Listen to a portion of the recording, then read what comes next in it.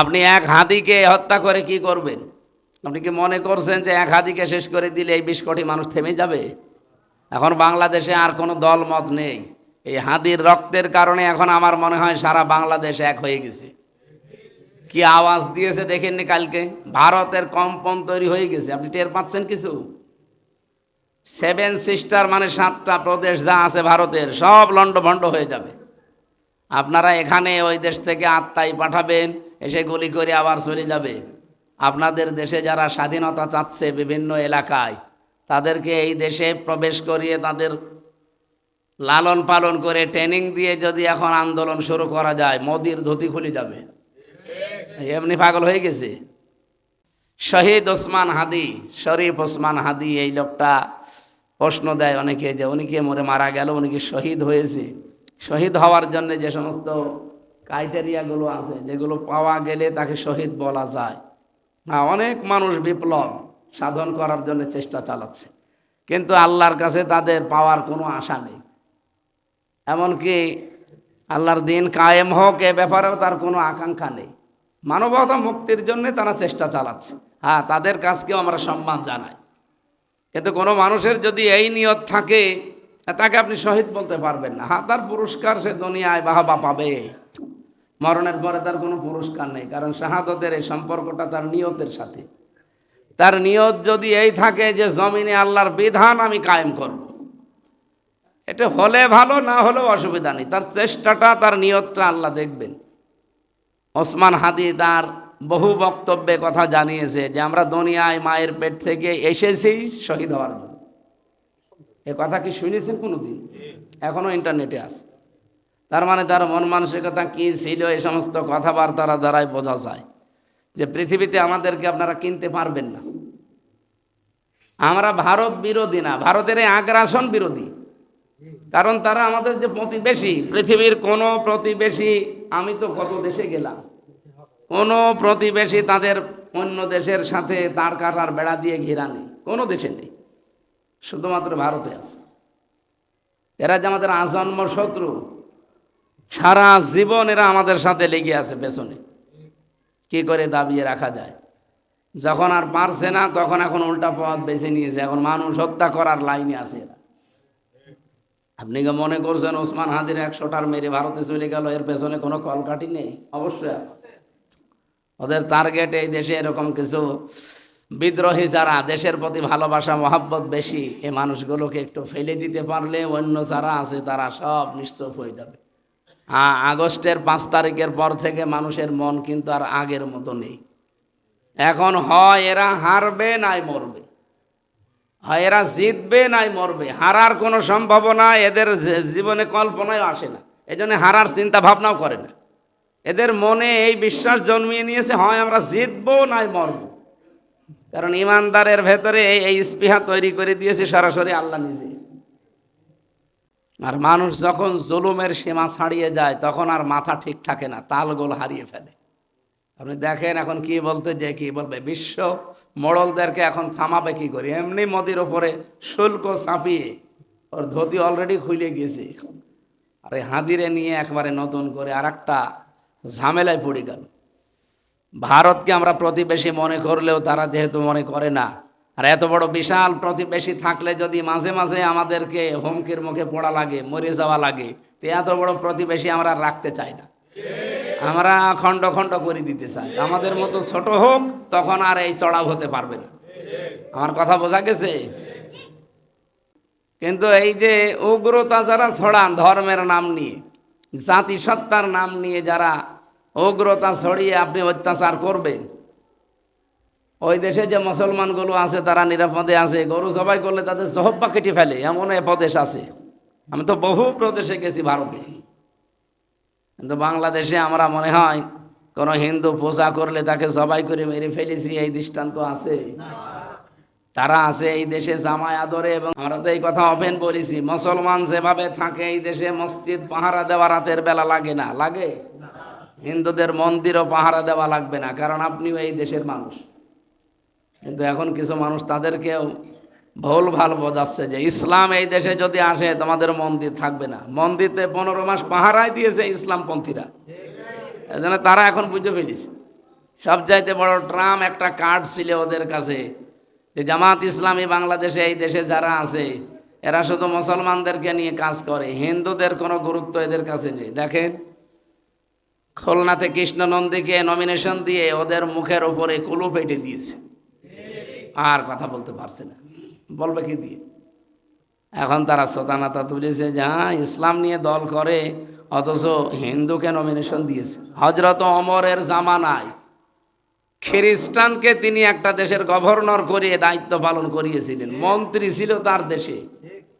কারণ দেশকে কন্ট্রোল করার জন্য শুধু আমরা সম্ভব না, এই দেশে যারা ইসলাম মানে ইসলাম পালন করে এদেরকে যদি বিভিন্ন সেক্টরে দায়িত্ব দেন এ দেশ অচল হয়ে যাবে, চলবে না। এটা চালানোর জন্য সব সেক্টরের মানুষ লাগবে। আমাদের আজকের আলোচনার বিষয় 5 শ্রেণীর মানুষকে কবরে আযাব দেওয়া হবে না। কবরে আল্লাহ 5 শ্রেণীর মানুষকে আযাব দেবেন না। আল্লাহর যে আযাব আমি যতটুকু পড়েছি কোরআন হাদিসে, পৃথিবীর কোনো মানুষের সহ্য করার ক্ষমতা রাখেন না আল্লাহ, এটা সহ্যের বাইরে। এই মানুষের জহব্বা যেটা কয়েক ইঞ্চি মাত্র, এটা আল্লাহ 70 গজ বানাবে, মানুষের ওপরে হাঁটাহাঁটি করবে। বলেন তো এটা কল্পনার ভেতরে না কল্পনার বাইরে? বাইরে। সহ্য করার মতো মানুষের এটা একেবারে নিম্ন আযাব, এখান থেকে শুরু হবে আস্তে আস্তে। আমরা যে 5 প্রকার মানুষকে কবরে আল্লাহ আযাব দেবেন না বলে নবীজির মাধ্যমে আমাদের জানিয়েছেন, আমরা এর ভেতরে যে কোনো এক প্রকারে থাকা লাগবে। আমি কি কথা বোঝাতে পারলাম? যেহেতু এটা প্রথম স্টেশন, হযরত ওসমান গনি রাদিয়াল্লাহু তাআলা আনহু উনি জান্নাতের সুসংবাদ পেয়েছিলেন দুনিয়ায় জীবিত অবস্থায়। এই দুনিয়াতে যারা জিন্দা অবস্থায় জান্নাত পাবে বলে গ্যারান্টি পেয়েছেন তার ভেতরে তিনি 3 নম্বরে। তার মানে সে তো সুসংবাদ দেয়নি, সরাসরি আল্লাহ জানিয়েছেন আর রাসূলুল্লাহ তাকে শুনিয়েছেন। বলেন এই মানুষটা যে জান্নাতে যাবে এর কোনো কি হেরফের হতে পারে? না। সুসংবাদ দুনিয়াতে সার্টিফিকেট হাতে ধরিয়ে দিয়েছেন। উনি বিশেষ করে এই যে প্রথম ঘাটির কথা যেটা বললাম কবর, এর পাশ দিয়ে গেলেই তিনি কেঁদে ফেলতেন। সাহাবা একরাম বললেন, ওসমান নবীজির সামনে আমরা সবাই বসা থাকি মসজিদে নববীতে, উনি বিভিন্ন সময় বিভিন্ন আযাবের কথা আমাদের শোনান, যে পুলসিরাতে এই আযাব মানুষকে দেওয়া হবে, মিজানের পাল্লার কাছে এরকম কঠিন অবস্থা হবে, হাসরের ময়দানের কথা তো শুনেছি। আপনি এই সমস্ত কথা শুনলে তো কোনোদিন খণ্ডন করেন না, তো কবরের কথা বললে আপনি কেঁদে ফেলেন কেন? উনি বললেন এটা হচ্ছে প্রথম ঘাঁটি, ইমিগ্রেশন কাউন্টার বলা হয়। এই জায়গা থেকে কাউকে যদি ছাড় দেওয়া হয় তাহলে পরবর্তী যে সমস্ত স্টেশন আছে ওখানে আর তাকে আর ধরা হবে না। তো এই জায়গায় যদি কেউ ধরা খেয়ে যায়, এর পরবর্তী যত স্টেশন আছে সব জায়গায় সে ধরা পড়ে যাবে। এই জন্য আমার ভয় হয় এই জায়গাতে আল্লাহ আমি আবার ধরা খেয়ে যাই না তো, কারণ খুব গুরুত্বপূর্ণ একটা গর্ত। এই মসজিদের পাশেই হয়তো কবর দিয়ে আছেন আপনার বাবাকে, ভেতরে যা চলছে এখান থেকে বোঝা সম্ভব। আল্লাহ রাব্বুল আলামিন তার এই বান্দার সর্বোচ্চ মাকাম আমরা জানি দিয়েছেন, তিনি পড়ে আছেন মদিনাতে। তার কবর দেখলাম একটা পাথর দেওয়া মাত্র, তার কবরের মাথার কাছে হয়তো হবে একটা ছোট্ট পাথর দেওয়া, অথচ তিনি জান্নাতের গ্যারান্টি প্রাপ্ত মানুষ এই পৃথিবীতে। আর আমাদের দেশে কি ছাতা মাথা মরে যায়, কবর পাকা করে 2 তলা 3 তলা করে। ওর কি গ্যারান্টি আছে যে ও জান্নাতে যাবে? এমনকি তো জাহান্নামে যাবে সেই গ্যারান্টিও নেই।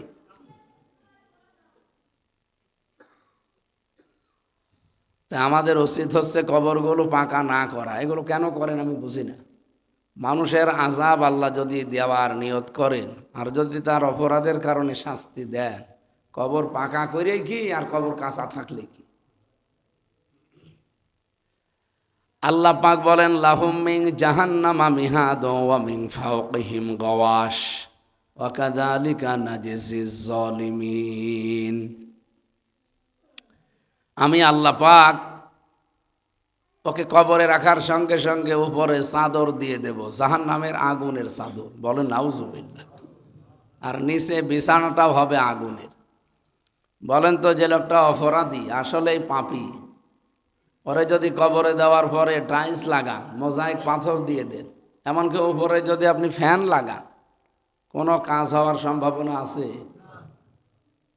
যদি কবরের ভেতরে পানি দিলে কাজ হতো, এত যে বন্যার পানি, বৃষ্টির পানি, স্রোতের পানি আসে, কই কিছুই তো হয় না। জাহান্নামের আগুনের যে তেজ, এই তেজে পানি দিয়ে লেভানো সম্ভব না, যত দেবেন তত বৃদ্ধি হবে। জাহান্নামের আগুনের একটা গুণাগুণ আছে, আল্লাতি তাত্তালিউ আলাল আফইদা বা নাজ্জাআতাল লিশাওয়া। এই আয়াতগুলোর থেকে প্রমাণ হয় যে জাহান্নামের আগুন দুনিয়ার আগুনের মতো না। পৃথিবীর আগুন যেখানে লাগে ওই জায়গা পুড়ে যায়, জাহান্নামের আগুন যেখানে লাগবে আগে কলিজা পুড়ে যাবে। কি তেজ বলেন তো! এটাকে খড়কোটার সাথে উদাহরণ দিয়েছেন আল্লাহ কোরআনে, যে দুনিয়ার জীবনে যেই মানুষগুলো আমি যেভাবে দুনিয়ার জীবন বুঝতে বললাম এভাবে যারা বোঝে না, এই মানুষগুলোর দুনিয়ার জীবন শেষ পর্যায়ে খড়কোটার মতো হয়ে যায়। এটা সূরা হাদীদের 20 নম্বর আয়াতে এই তথ্যটা আছে। কামাসালি গয়সিন আজাবাল কুফার নাবাতুহু সুম্মা ইয়াহিজু ফাতারাহু মুসফাররা সুম্মা ইয়াকুনু হুতামা। এই যে হুতামা জাহান্নামের একটা নাম, এর বাংলা অর্থ হচ্ছে জ্বালিয়ে দেওয়া, পুড়িয়ে দেওয়া বা খড়কোটা, এরকম অর্থ আসে। আমার প্রশ্ন হচ্ছে, আল্লাহ হুতামা শব্দটা দিলেন খড়কোটা অর্থে কেন? আপনি খড়ের এক মাথায় আগুন লাগাবেন, আর এক মাথায় যেতে 2 বছর সময় লাগবে, কয়দিন? আপনি দেখবেন এখানে আগুন লাগিয়েছেন, চোখের পলক ফেলতে এই মাথায় চলে এসে। আল্লাহ এটা দিয়ে বোঝাতে চায় যে হুতামা নামে যেটা আমি বানিয়েছি ঘর, একটা জাহান্নামের দরজার নাম, এ শুধু প্রবেশ করতে দেরি হবে, শরীরের যেখানে লাগবে আগে কলিজায় চলে আসবে। আল্লাতি তাত্তালিউ আলাল আফইদা, এটা কলিজা পর্যন্ত স্পর্শ করবে, ঝাঁঝরা করে ফেলবে। আর নাজ্জাআতাল লিশাওয়া, এটা লাজা জাহান্নামের একটা গুণাগুণ আল্লাহ দিয়েছে। লাজা নামে একটা জাহান্নামের দরজা আছে, এখানে যদি কেউ প্রবেশ করে সঙ্গে সঙ্গে তার চামড়া খসে যাবে, চামড়া পুড়িয়ে খসে পড়ে যাবে। আমরা পৃথিবীতে যত ভয়ঙ্কর ঘর দেখি, এরকম একটা ঘর আপনি, আগুনের যে ঘরগুলো আছে ওগুলো বাদ, এমনি সচরাচর যে ঘরগুলো আমরা দেখি, এই ঘরের ভেতরে কেউ প্রবেশ করলে সঙ্গে সঙ্গে তার চামড়া খসে যায়, এরকম ঘর পেয়েছেন? আমি পাইনি। আমি রিমান্ডে একজনের চামড়া তোলা দেখেছিলাম। আমার আগে যারা রিমান্ডে নিয়ে গেল, আমার তখন 10-9 দিন চলছিল রিমান্ডে। ওই লোকটাকে নিয়ে যাওয়ার পরে দেখলাম এই হাতের নখ, পায়ের নখ সব তুলে ফেলেছে, চামড়া দেখি নেই, হাতের এই চামড়াগুলো সব তুলে ফেলেছে। ওনারে বললাম যে কি? বলছে আপনাকেও এখন নিয়ে যাবে, আমারে জিজ্ঞাসা করা লাগবে না, আপনি নিজেই টের পাবেন। আমারে নিয়ে যে মেশিনপত্রগুলো দেখাইলো, যে এইটা দিয়ে আমরা নখ তুলি, চামড়া তুলি।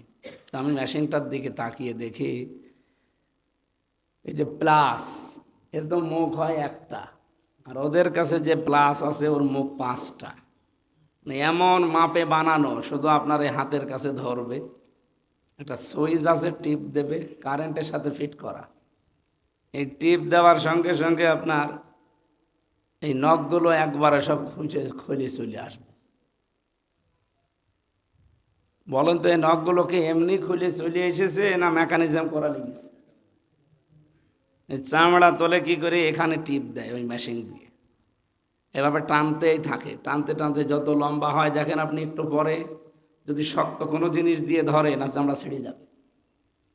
এভাবে টানতে টানতে যখন লম্বা হয়ে যায়, তখন ফট করে চলে আসে, তখন ওই জায়গায় ওরা লবণ দেয়। এই দৃশ্যগুলো আমি নিজে ফেস করে এসেছি।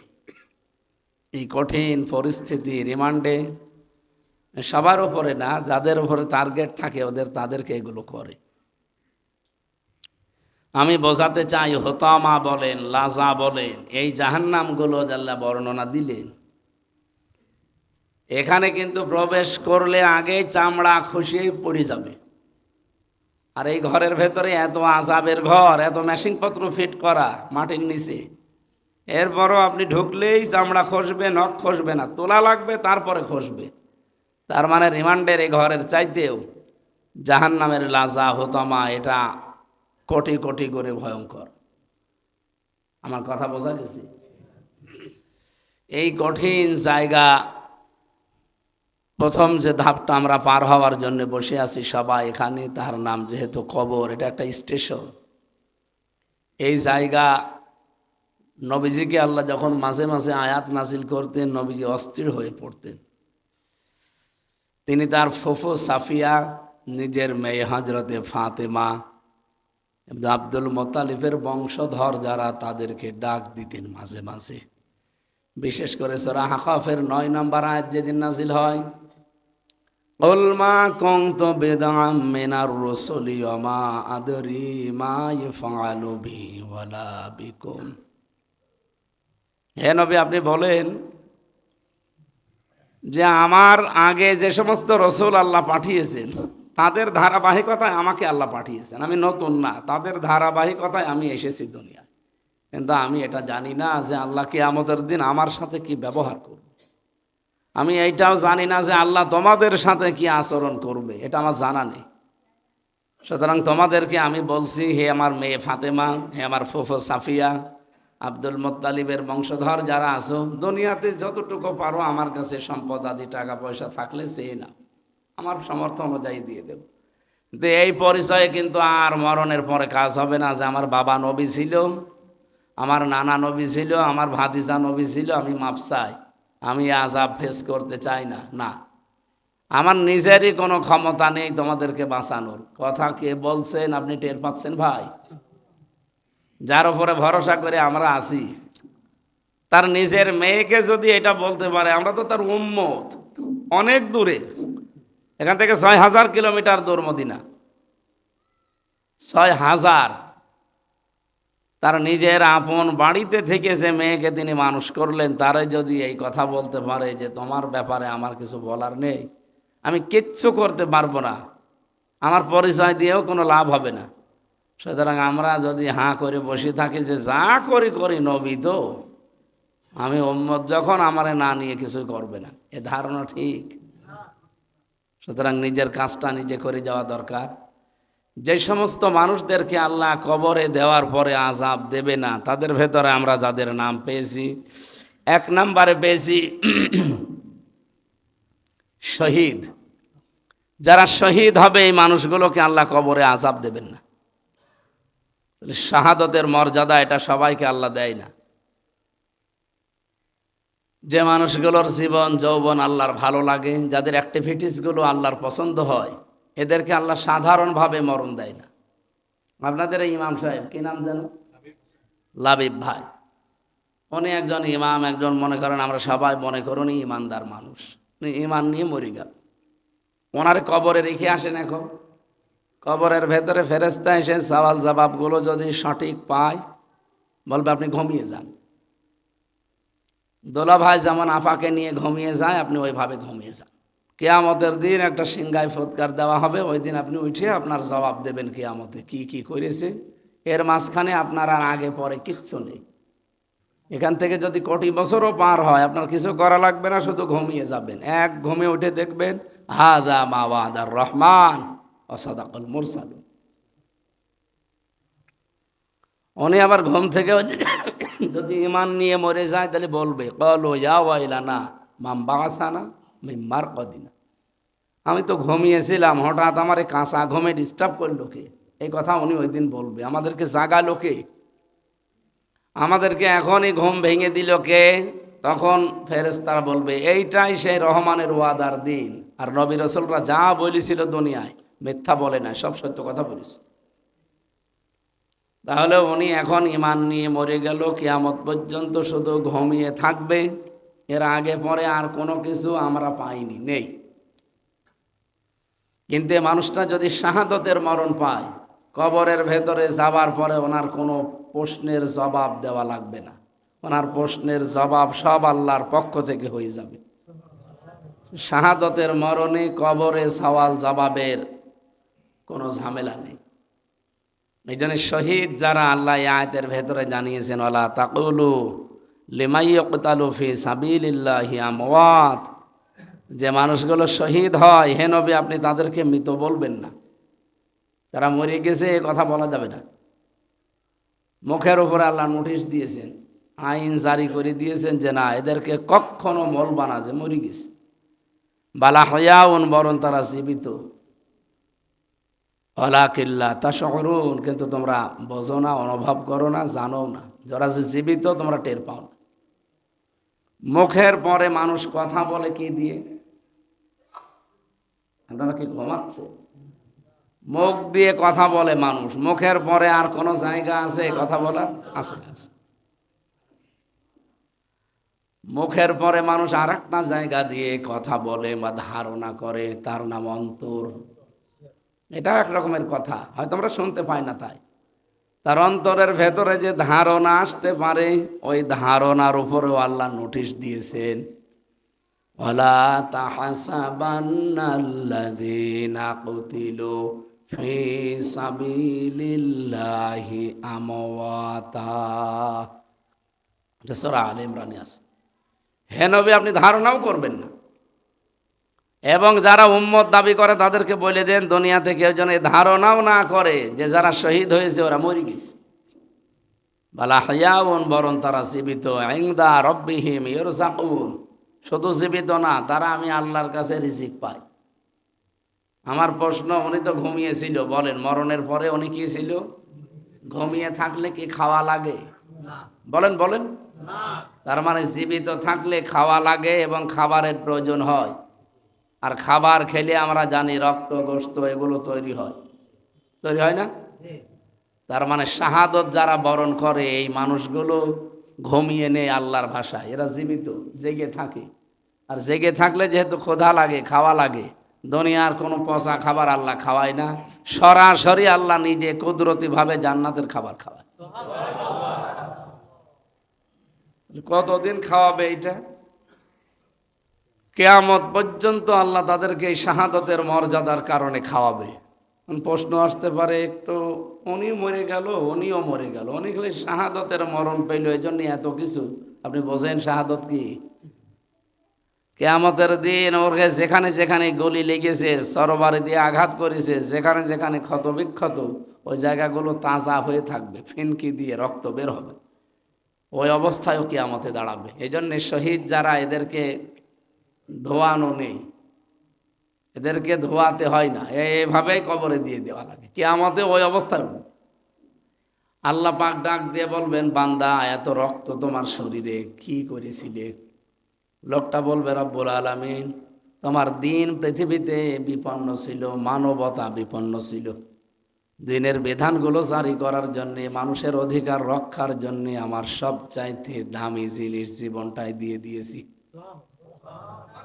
আপনাকে বলতে পারেন যে যারা শহীদ হয় তাদের জীবনের কোনো মূল্য তাদের কাছে নেই? শহীদ আবু সাইদ, শহীদ ওসমান হাদি, শহীদ আমাদের আবরার ফাহাদ, এদের জীবনের মূল্য তাদের কাছে ছিল না? না, আমার জান, আমার জীবন যেমন আমার কাছে দামি, আমারটা দেখলে ভয় লাগে, তারটা ওই রকমই ছিল। কিন্তু সে আল্লাহর দিকে তাকিয়ে, মানবতার দিকে, এই বিপন্ন অবস্থা থেকে এত বড় জিনিসটাই দিয়ে দিল। এটা যার তা তৈরি হয় না, তৈরি হওয়ার জন্য মেহনত করা লাগে, ওরকম মন তৈরি করা লাগে। এমনি এমনি আল্লাহ আপনাকে দিয়ে দেবে তা না। এটা যারা তৈরি করতে পারে, কিয়ামতের দিন আল্লাহ নিজে তাদেরকে সামনে দাঁড় করিয়ে বলবে, বান্দা তোর ভেতরেও তো তোর স্ত্রীর, সন্তানের, মা বাবার, আত্মীয় স্বজনের মহব্বত ছিল, দুনিয়ার মায়া মহব্বতও ছিল, সব কিছু বাদ দিয়ে কলিজার ভেতরে আমার মহব্বত, আমার দিনের, মানবতার মহব্বত এত বেশি ছিল, আমি আল্লাহ আজকে তোর কোনো হিসাবও নেব না, বিচারও করব না, সেই কবরেও হিসাব নেই না, আজকেও কোনো হিসাব নেই, যা তোরে আমি জান্নাতে দিয়ে দিলাম। এই জন্য আমরা 1 নম্বরে পেলাম শাহাদতের মরণ যারা পায় তাই মানুষগুলোর কবরে কোনো হিসাব।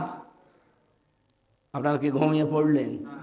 তাহলে আমাদের জীবনে কামনা থাকা লাগবে। আমি যে হাদিসটা পড়লাম না মুসলিম শরীফের, নবীজি বলেন, মান মাতা ওয়ালাম ইয়াখযু ওয়ালাম ইউহাদ্দিস বিহি মাতা আলা শুবাতিন মিনান নিফাক। একটা মানুষ মরে যায় কিন্তু তার জীবনে যদি এই কামনা না থাকে যে এই পৃথিবীতে আল্লাহর দিন কায়েম হোক, মানবতা মুক্তি পাক, আমি এই জন্যে লড়ে যাব, চিন্তা ভাবনা যদি না আসে, ও মরে যাবে ঠিক, ও মুনাফিক হয়ে মরবে।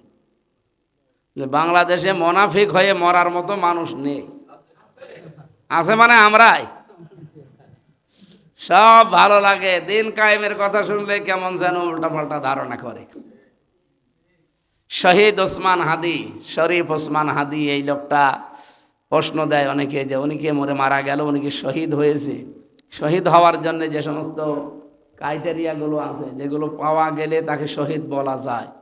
হ্যাঁ, অনেক মানুষ বিপ্লব সাধন করার জন্য চেষ্টা চালাচ্ছে, কিন্তু আল্লাহর কাছে তাদের পাওয়ার কোনো আশা নেই। এমনকি আল্লাহর দিন কায়েম হোক এ ব্যাপারেও তার কোনো আকাঙ্ক্ষা নেই। মানবতা মুক্তির জন্য তারা চেষ্টা চালাচ্ছে। হ্যাঁ, তাদের কাজকেও আমরা সম্মান জানাই, কিন্তু কোনো মানুষের যদি এই নিয়ত থাকে তাকে আপনি শহীদ বলতে পারবেন না। হ্যাঁ, তার পুরস্কার সে দুনিয়ায় বাহবা পাবে, মরণের পরে তার কোনো পুরস্কার নেই, কারণ শাহাদতের এই সম্পর্কটা তার নিয়তের সাথে। তার নিয়ত যদি এই থাকে যে জমিনে আল্লাহর বিধান আমি কায়েম করব, এটা হলে ভালো, না হলেও অসুবিধা নেই, তার চেষ্টাটা, তার নিয়তটা আল্লাহ দেখবেন।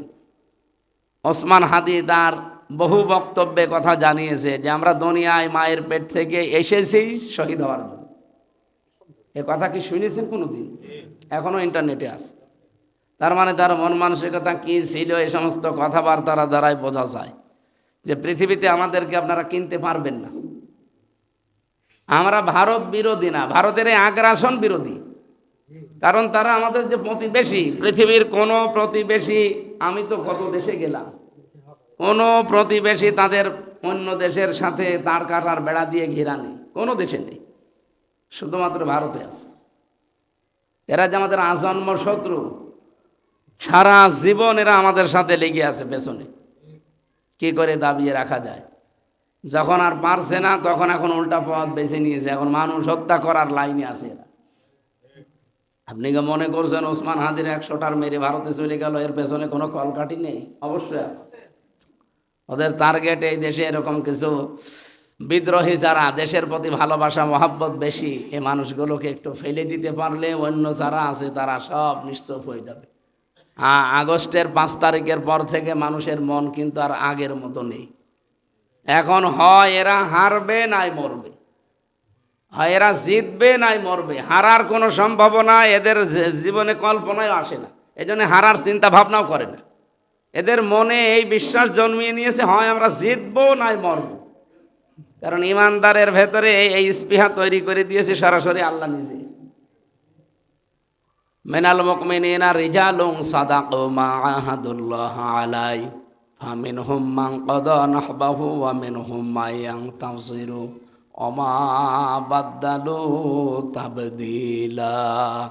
সূরা আহজাবের ভেতরে আছে, এটা মনে হয় 28 নম্বর আয়াত, 23 নম্বর আয়াত, 23 সূরা আহজাব 22 নম্বর পারা, না 21 নম্বর পারা, এটা 20 নম্বর পৃষ্ঠার 1ম নম্বর লাইনে 23 নম্বর আয়াতে আছে। আল্লাহ বলেন, মমিনদের যে নিয়ম নীতি আমি দুনিয়ায় দিয়েছি, দেখো তো তোমাদের সাথে মেলে কিনা।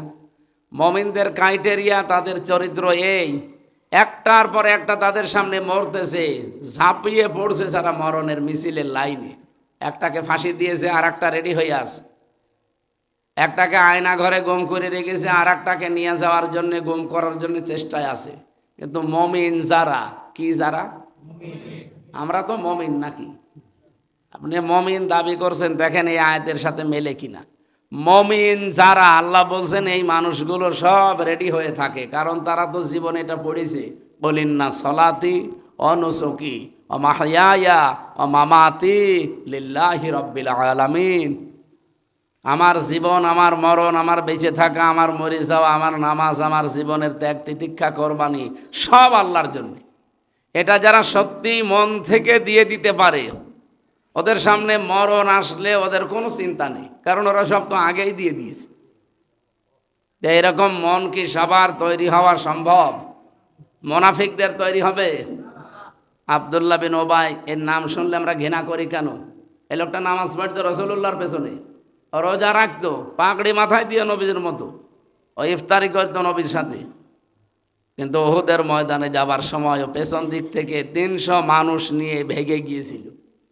নবী যেদিন শিশুর মতো কেঁদেছিলেন। এই লোকটা যে মোনাফিক শুধু না, মোনাফিকের সর্দার, মোনাফিক হিসাবেও কিয়ামতে জাহান্নামের একেবারে নিচে থাকবে। আমার মনে হয় বহু মানুষ আমরা এখনো নামাজ পড়ি, রোজা রাখি, হজ করে এসেছি, কিন্তু আব্দুল্লাহ বিন ওবাইয়ের মতো চরিত্র এখনো যায়নি।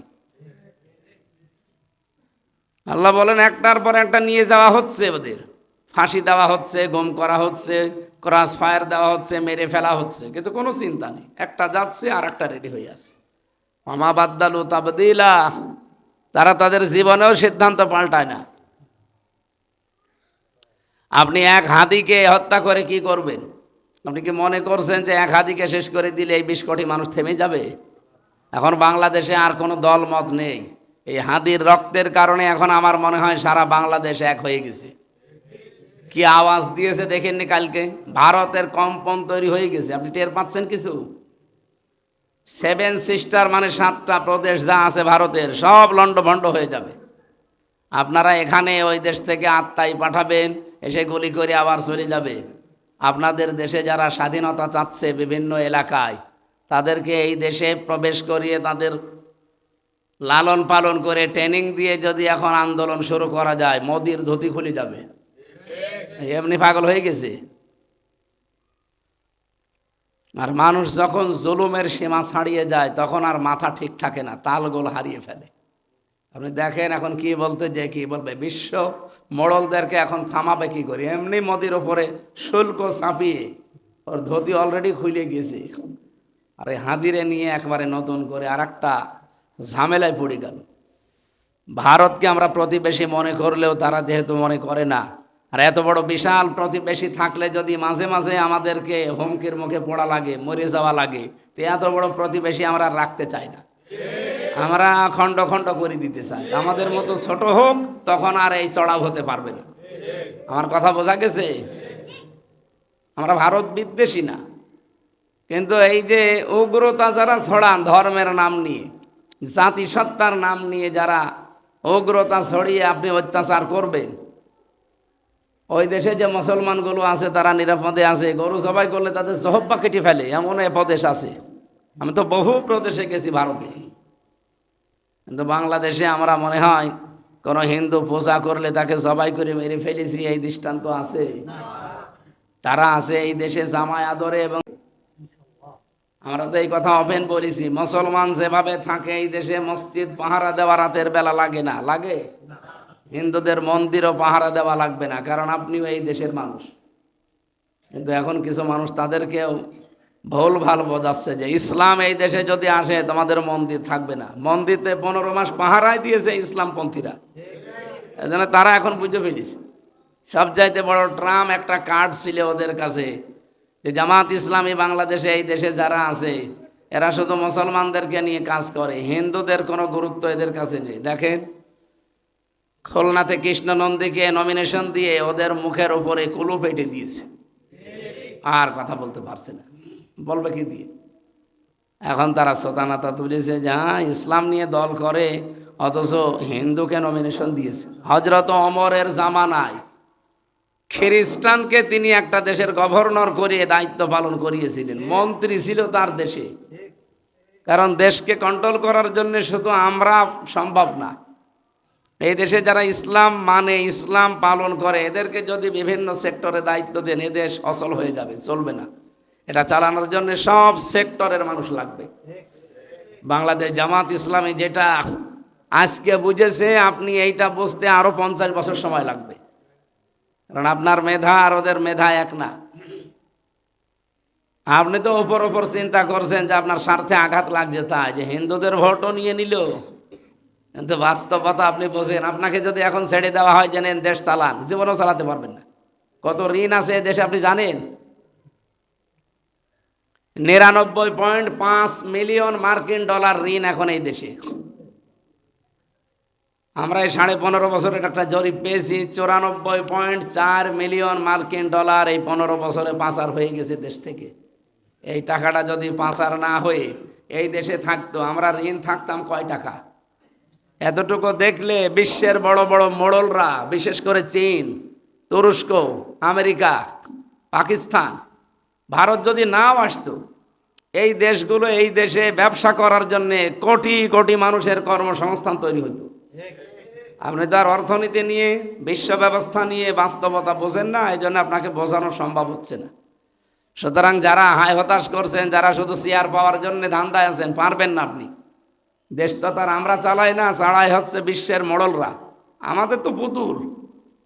সুতরাং তারা এই 15.5 মাসে অলরেডি দেখে ফেলেছে যে এই দেশটা দুর্নীতি করে না কারা, কারা দখলবাজি চাঁদাবাজির সাথে লিপ্ত নেই, তারা এই পর্যবেক্ষণ করে রিপোর্ট দিয়েছে এবার যে ইসলামপন্থীদের হাতে অন্তত বাংলাদেশটা নিরাপদে থাকবে এবং দেশটা হেফাজত করে তারা রাখতে পারবে। এই জন্য খ্রিস্টান যারা আমাদের দেখতে পারে না, আমেরিকা, ওরা এখন চাচ্ছে বাংলাদেশে ইসলাম কায়েম হোক, কারণ দেশটা শান্তিতে থাকলে আমরাও শান্তিতে থাকতে পারি। আর এই দেশ যদি অশান্ত হয়, ভারতের মতো বড় দেশ না, এ পৃথিবীতে আমেরিকাও শান্তিতে থাকতে পারবে না। আপনি কয়টা মানুষকে মারবেন? এই জন্য বাস্তব, আমরা যদি মারা যেতেই চাই, আকাঙ্ক্ষা যেন আমাদের ভেতরে থাকে যে আমরা এমনি মরতে চাই না গরু ছাগলের মতো, শহীদের মরণ চাই। মরণের সঙ্গে সঙ্গে কোনো হিসাব নেই, এমনকি হাসরের ময়দানেও হিসাব দেওয়া লাগবে না। বিনা হিসাবে, বিনা বিচারে শহীদরা জান্নাত পাবে। আল্লাহ আমাদেরকে এরকম একটা সৌভাগ্য যেন যেভাবেই হোক দান করেন। শুধু জেহাদের ময়দানে যেই মরা লাগবে তা না, আপনি যদি এই নিয়ত করে থাকেন যে আমি দিন কায়েমের জন্য চেষ্টা চালাবো, আর এই অবস্থায় যদি আপনি জ্বরেও মরে যান তাও শহীদ, যদি মোটরসাইকেল অ্যাক্সিডেন্ট করে মরেন তাও শহীদ, পানিতে ডুবে মরে যান তাও শহীদ, দেওয়াল চাপা পড়ে মরেন তাও শহীদ, মর্যাদা পাবেন। কিয়ামতের দিন যখন কাতার করবে আল্লাহ, নবীদের কাতার, সিদ্দিকদের কাতার, শহীদদের কাতার, সালিহিনদের কাতার, তখন এই কাতারে দাঁড়াতে পারবে। আমার জীবনের সারা জীবনের আশা আকাঙ্ক্ষা এই, সব কিছুকে মনের ভেতর থেকে দূরে ফেলে দিয়ে এই শাহাদাতের মরণ কামনা করা অত সহজ না, আর আপনাকে আল্লাহ নেবেও না। আপনার জীবন পুত পবিত্র পাক পরিচ্ছন্ন হলে আল্লাহ তখন সিদ্ধান্ত নেবে, ওয়ালিয়া আলাম আল্লাহ হুল্লাযীনা আমানু ওয়া ইয়াত্তাখিযা মিনকুম শুহাদা। আল্লাহ জানে যে তোমাদের ভেতরে আসলে ঈমানের উপরে কারা টিকে আছে। এই মানুষগুলোকে আল্লাহ যখন দেখে যে না, এ আমার মন মতো আছে, তখন তাকে আর সাধারণ মরণ দেয় না, শাহাদতের মরণ দিয়ে তাকে আল্লাহ ধন্য করে। ওয়াত্তাখিযা মিনকুম শুহাদা, তোমাদের কিছু মানুষকে আল্লাহ শহীদ হিসাবে গ্রহণ করতে চায়। সুতরাং শাহাদাতের মর্যাদা সবার কপালে নসিব হবে না। শহীদ শরীফ ওসমান হাদিকে আল্লাহ যেন শাহাদাতের মর্যাদা দান করেন।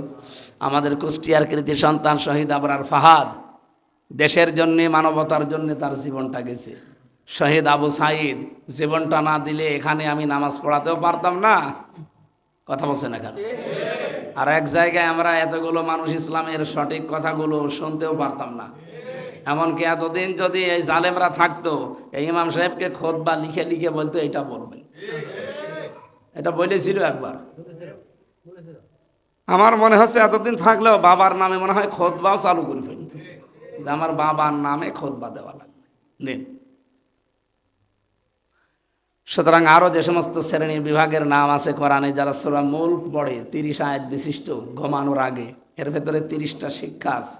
এই শিক্ষাগুলো যাদের প্র্যাকটিক্যাল লাইফে থাকবে, এই মানুষগুলোকে কিয়ামতের দিন মানে কবরে আল্লাহ হিসাব নেবেন। এরকম 5 শ্রেণীর নাম আমরা তাফসিরে পেয়েছি। আমরা যেন অন্তত যে কোনো একটা শ্রেণীতে পড়তে পারি, বলেন আমিন। আরও যে সমস্ত শ্রেণীগুলোর নাম আমরা পেয়েছি তাফসিরের ভাষায়, 3 নম্বরে নাম পেয়েছি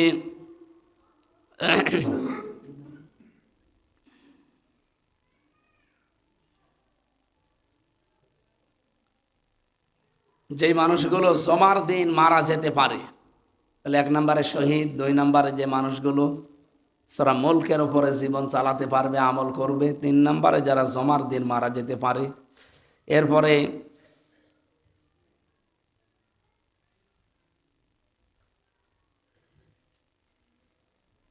যেই মুসলমানেরা নিজের ভূখণ্ড পাহারা দেয়। আমরা মনে করছি শুধু ওই যে বিডিআর আর আর্মি যারা, পুলিশ যারা, এরাই পাহারা দিচ্ছে না। প্রত্যেকটি মানুষ এখন এই দেশের 56,000 বর্গ মাইলের পাহারাদার হওয়া লাগবে। ওরা একেবারে ওত পেতে আছে। এইটা বিশৃঙ্খলাগুলো মাঝে মাঝে ঘটাচ্ছে, শুধু আমরা না, ওরা উস্কানি দিয়ে ঘটাচ্ছে এই কারণে যে এটা বিশ্বের মিডিয়াকে দিয়ে মডেলদেরকে দেখাবে, এই দেখেন বাংলাদেশ ভরে গেছে জঙ্গিতে। আর ওরা তো জঙ্গির নাম শুনলে বলবে চালাও। কি ষড়যন্ত্র চলছে যে আপনি জানেন। এই প্রথম আলো এবং এই ডেইলি স্টার, এদের এই পত্রিকা ভবনগুলো ভেঙে দেওয়ার পেছনে শুধু এই উশৃঙ্খল, বলছে যে এই উশৃঙ্খল মুসলিম জনতা দায়ী না। কিসের উশৃঙ্খল?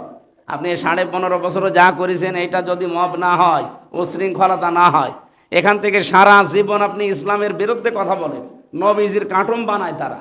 মুসলমানদেরকে জঙ্গি হিসাবে উপস্থাপন করার জন্য এই দুইটা পত্রিকা সবচাইতে বেশি দায়ী।